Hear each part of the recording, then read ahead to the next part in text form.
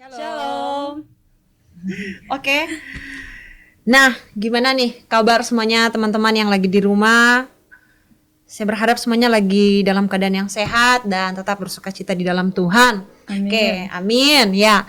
Oke, kali ini saya ditemani Sister Karen. Halo Sister Karen. Halo semua. Oke, nah kita sekarang nih mau bahas kembali tentang tips memuji dan menyembah Tuhan bagian yang ketiga ya. Kita sudah belajar bagian yang pertama, bagian yang kedua. Kita sudah banyak mendengar tentang bagaimana sih kita menyembah Tuhan, tidak dengan paksaan dan lain sebagainya, bukan karena tentang suara tetapi karena hati kita kepada Tuhan. Nah, kali ini kita mau belajar tentang memuji dan menyembah Tuhan. Nah, apa aja keuntungan yang kita bisa dapat dari memuji dan menyembah Tuhan gitu. Apa tuh, Kak? Nah, kalau kita mau lihat ya, di sini di dalam kitab Tawarik ya, di dalam kitab 2 Tawarik pasal 20 ayat 1 sampai 4 itu, di situ ada cerita ya, ada satu cerita tentang bagaimana pada saat itu orang Yehuda dikepung oleh dua suku bebuyutan ya. Jadi itu waktu itu mereka dikepung oleh Bani Amun dan Bani Moab. Jadi pada saat itu orang-orang Yehuda itu ya kalah mereka. Jadi secara jumlah mereka tuh kalah gitu loh. Jadi mereka tuh lebih sedikit daripada musuh-musuh mereka dan mereka tuh udah dikelilingi gitu loh. Jadi mereka dalam keadaan yang sangat terjepit dan takut di situ. Jadi teman-teman bisa baca di rumah itu ada di 2 Tawarik pasal 20 ayat 1 sampai 30 tuh seru banget. Nanti baca sendiri aja di rumah ya. Jadi di situ tuh tentang berbicara tentang bagaimana seorang raja ya, Raja Yosafat pada saat ketika mereka terkepung, mereka menjadi takut dan akhirnya mereka mencari Tuhan gitu. Mereka mencari Tuhan dan akhirnya mereka berpuasa gitu.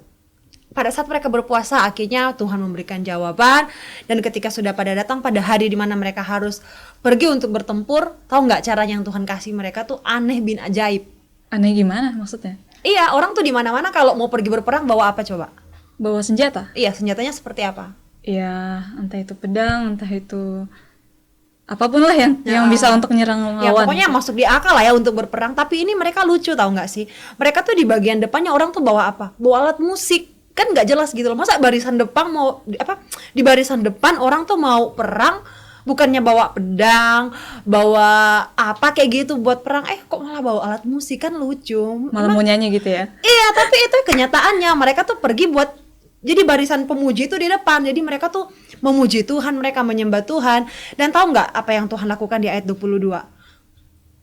Tuhan membuat musuh-musuh itu menjadi gelisah dan mereka saling bunuh-membunuh. Jadi Tuhan bikin tuh mereka tuh kacau balau gitu loh. Jadi orang Israel tuh sebenarnya pada saat itu ya, bangsa Yahudi itu bangsa Yehuda, mereka tidak lagi kejar-kejar musuhnya, tapi musuhnya itu yang kabur dengan sendirinya. Mereka yang saling bunuh-membunuh dan akhirnya kemenangan direbutlah oleh orang Yehuda. Kan aneh gitu loh, tapi lucu ya.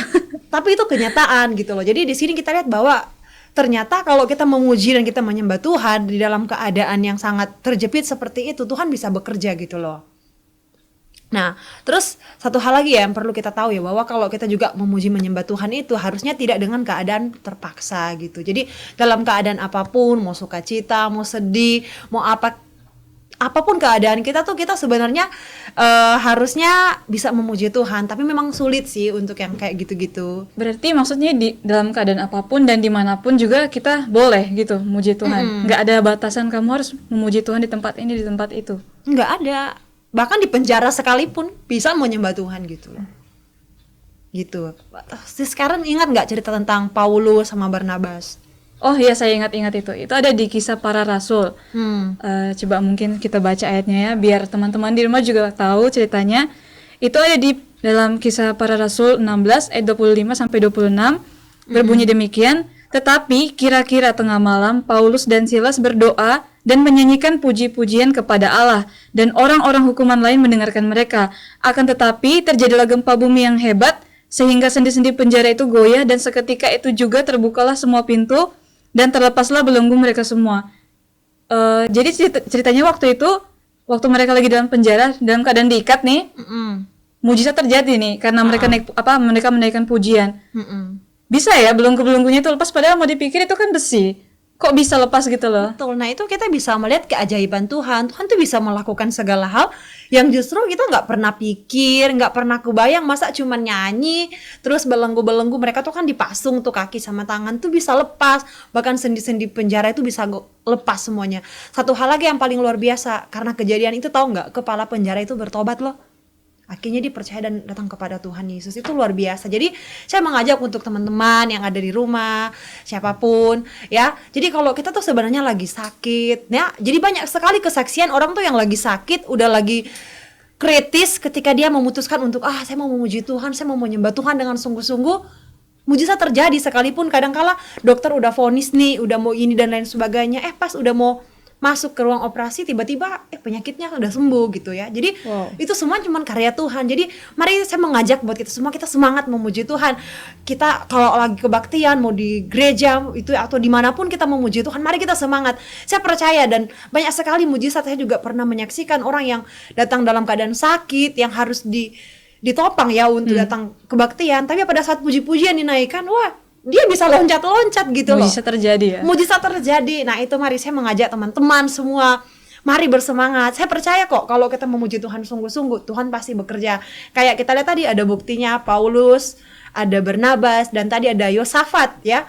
Yosafat dan orang-orang Yehuda pada saat itu, mereka diberikan kemenangan bukan dengan pedang, bukan dengan senjata, tetapi apa yang memberikan mereka kemenangan? Puji-pujian dan penyembahan kepada Tuhan.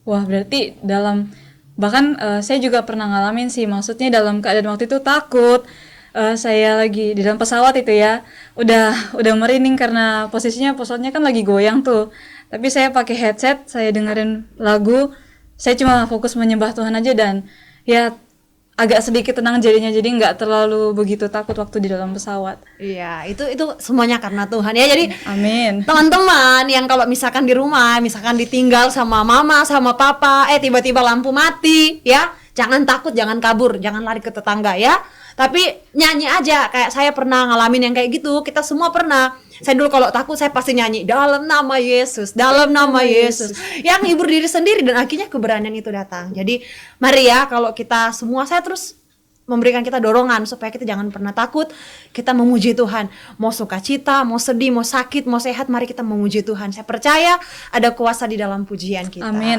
Puji Tuhan. Oke, teman-teman, mungkin ini yang bisa kita sharing buat teman-teman yang lagi di rumah. Semoga sharing ini bisa menjadi kekuatan bagi kita dan kita masih bisa bersemangat lagi untuk memuji Tuhan. Oke, Tuhan memberkati. Shalom.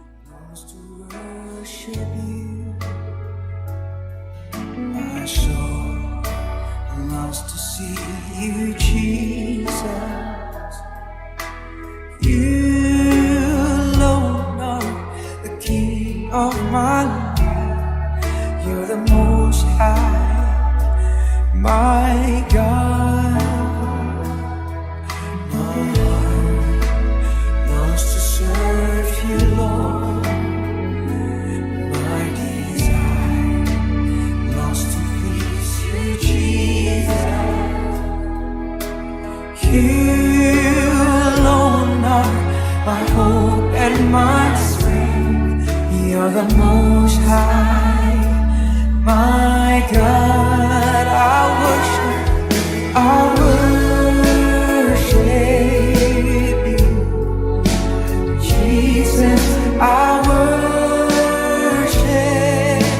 you with all of my heart and all of my soul.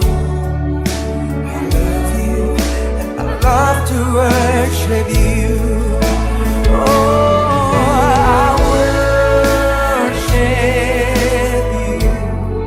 Oh, Jesus, I worship you.